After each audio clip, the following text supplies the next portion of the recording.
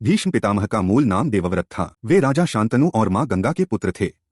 वे बचपन से ही अत्यंत बुद्धिमान, पराक्रमी और धर्मनिष्ठ थे। एक दिन राजा शांतनु गंगा के वियोग के बाद वन में शिकार पर गए, जहां उन्हें एक सुंदर स्त्री सत्यवती मिली।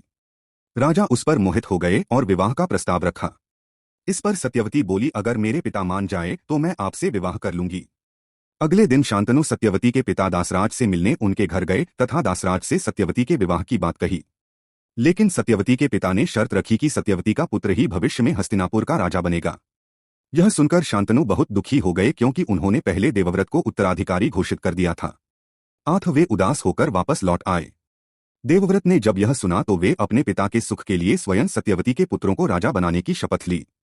लेकिन केवल इतना ही नहीं, ताकि भविष्य में उनके कोई संतान न हो और राजगद्दी को लेकर विवाद न हो, उन्होंने आजीवन ब्रह्मचर्य का व्रत लिया और आजीवन कुरुवंश का सेवक बनकर उसकी सेवा व रक्षा करने की प्रतिज्ञा ली। उनकी यह महान प्रतिज्ञा इतनी कठिन थी कि देवताओं ने स्वर्ग से फूल बरसाए तथा उन्हें भीष्म नाम की उपाधि दी।